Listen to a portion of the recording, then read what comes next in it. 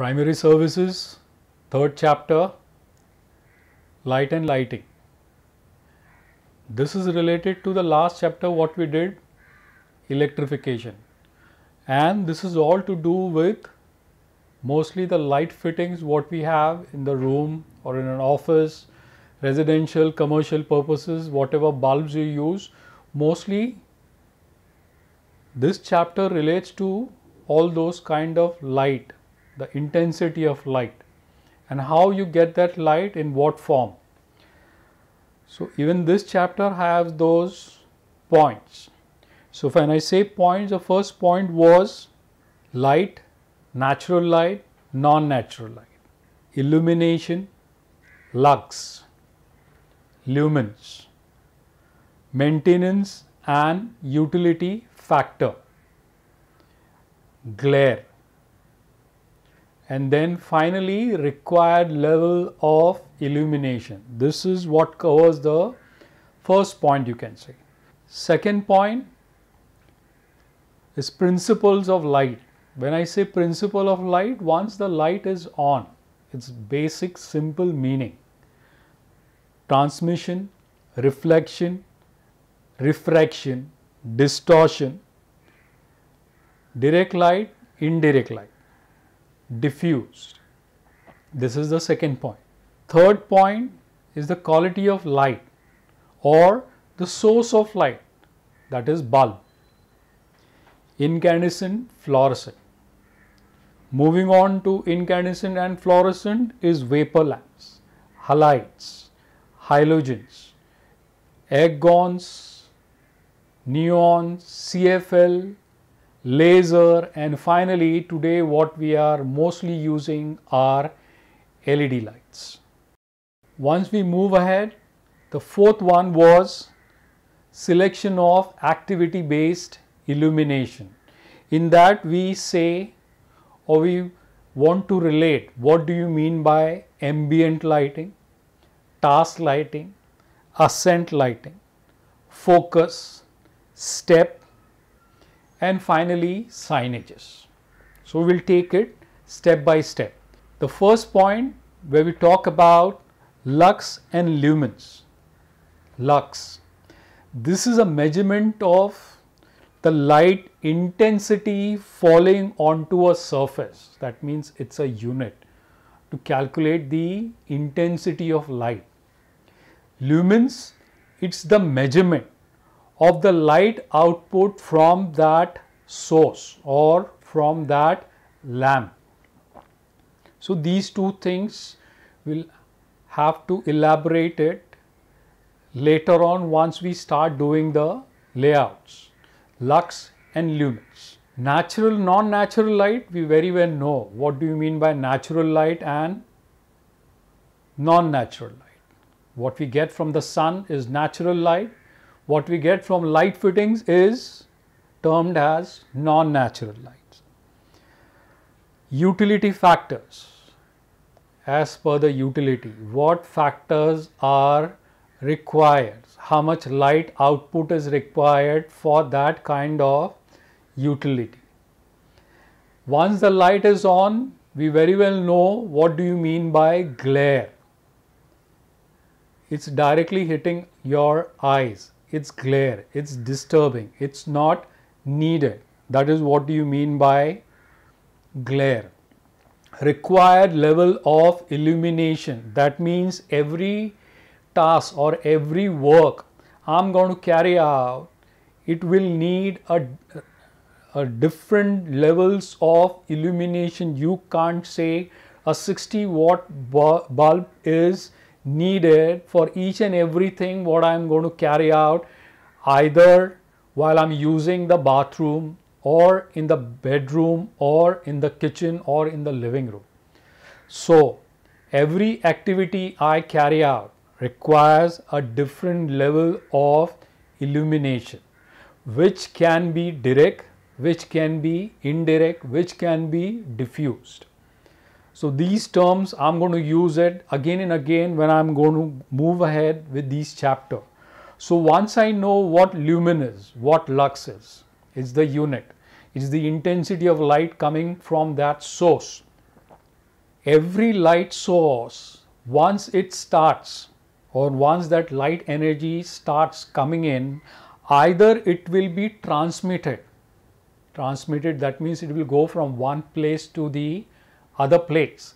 The sunlight coming in from the window might travel from the living room window to the bedroom window. It's getting transmitted. The same light can be reflected. It hits a surface, it comes back, it's getting reflected. It gets distorted. It changes shape. And when it changes its path, we say the light gets refracted. This is how we say are the principles. When a light is emitted from a source, either it will get transmitted, it will hit something and come back, that is reflected, it will get distorted, that is refraction, it can also get diffused. So all this one has to keep in mind when one needs light. Either it's coming from the ceiling, you have placed the light fitting on the wall, you have placed the light fitting on the floor, that is a freestanding, it can be a side table lamp. The moment that light source is on, then what's happening to that light? Whether it's getting transmitted, whether it's getting distorted, it's getting reflected, or it's getting refracted. Once these lights are coming out from the source, every time I say a source, it's a bulb when I'm using it in the interior. We need to use it the way we require that light. When I say use it the way I require light is if I term it as task lighting. I very well know the meaning of task. When I'm carrying out a work, for example, if the lady in the house is working in the kitchen, I need light on my kitchen platform. So when she is carrying out that task, that light which provides her the means to see better, I will call it as task light. Then there is ambient. Ambient, the word says, is indirect reflected light from the ceiling or wall which should not have glare, is called as ambient lighting. Accent lighting, if you just need a part of a wall or a side of a building to be highlighted, this is termed as accent lighting. If it is a jeweler's shop and he needs to highlight just a piece of jewelry with the help of a light fitting, it's called as focus lighting. Steps, when you either climbing or coming down from the stairs, if you put light in that manner, it's called as step lighting. We can also call this as systems of lighting. Up, down, cove. I have cove in which my light fittings are hidden. It's not seen. So the indirect light which comes down from the cove also helps in a one more way that the light fitting, the bulb, does not hurt your eyes. I use cove lighting for indirect. If I put a light fitting directly into the ceiling, it's called as direct lighting. And then I have signages. We all know what signages mean. So coming to the last point, if I have a source of light, if I switch it on, it will have an intensity. I can calculate it in the terms of lux. That means for every room I have a lux level. A lux level can be achieved by means of the bulb I provide in that room. That means 20 watts, 4 numbers LED provided in a room will give me a certain level of lux that we have worked out. For a bedroom, what lux level is needed, for a work area, what lux level is needed, and what type of wattage will give me that much lux level. Finally, once we know what light is, how it comes out, how it gets transmitted, what light can I call it as ambient light, what light can I say is a task lighting for me, we come to the kind of bulbs what I'm going to use, or the kind of bulbs which were used in those days and today what I'm using. So when I say bulbs, this is where we started with incandescent and fluorescent. When we say incandescent, it's that yellow color bulb we used to have. We still get to see them somewhere or the other. The filament bulb, the incandescent bulb, that's where we used to term it as yellow light, or the light produced by that bulb was yellow. And when I said fluorescent, it was the white tube which we still have again, the tube light.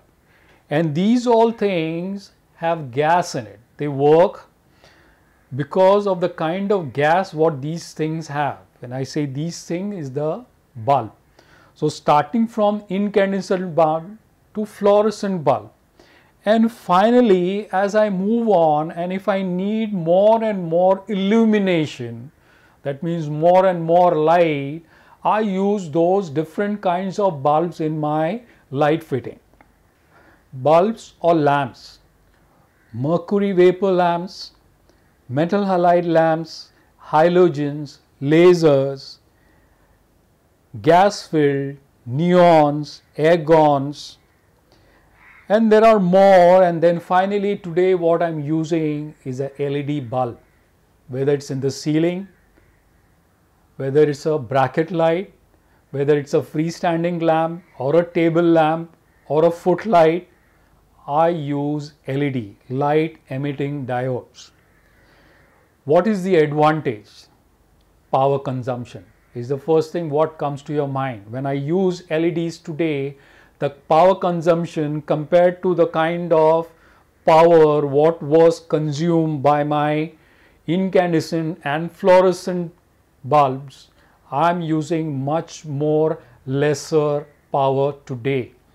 Now, we need to combine this by finding out all different types of light fixtures which are available in the market.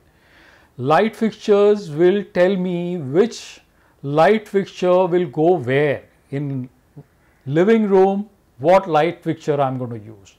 For the bedroom, what kind of a light fixture I'm going to use. If I'm putting a picture on a wall, what kind of a light fixture will go above it. If I'm doing a commercial area, the light fitting will vary. The size of the light fitting will vary. The wattage of the bulb I'm using will also vary. In the end, once we know the terms, we know how to calculate, we should know the kind of bulbs which are available in the market. Earlier it was just one or two companies. Now there are more than, I can say, 10 companies which will give you different kinds of bulbs, light fittings, the diameter of the light fitting, the height or the width of that light fitting which was earlier when I was using an incandescent bulb, and today when I'm using a LED, how the thickness or how the height has varied, how it's helping me. The LED is helping me even in the kind of the depth of the false ceiling what I'm going to create. So, what bulb, what light fitting, what kind of a light is produced from that light. That light is installed whether in the ceiling, which you can see is direct. You can't see that light fitting, it's indirect, cove lighting. The kind of bulb what I'm going to use, once the bulb glows, the intensity of light, then whether that intensity of light is required, non-required. All this has to come step by step, starting from the bulb. The moment you switch this thing on, the light comes on, the color of the light plays an important role in the interiors or the kind of interiors what you do. So that is little bit more elaborate. So when you combine your electrical layout with light and lighting, The third and the fourth step is to get into the calculation part and the color of light. We see white light coming out of a bulb. Frankly, it's not white. There are more colors and it varies during the day. The way the sun varies early morning, mid-afternoon, late afternoon and in the evening, even the light colors varies.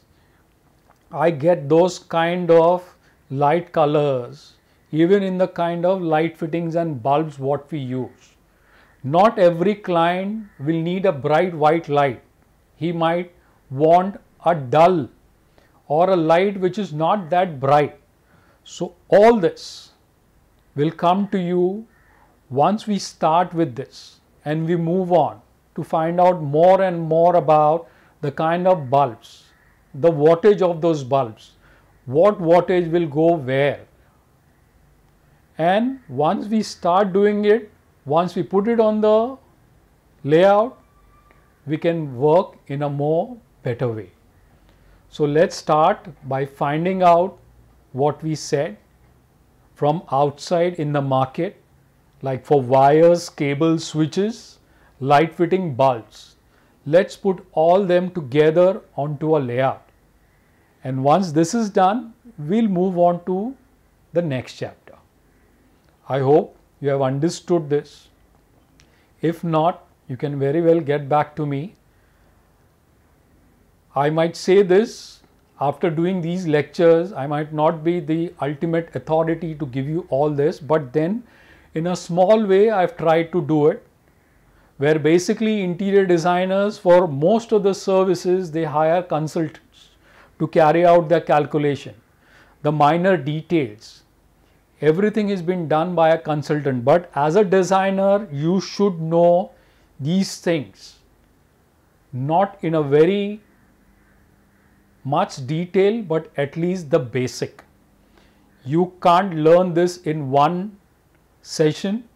You'll have to go on doing it, putting it onto the paper, trying and finding out more and more things from outside.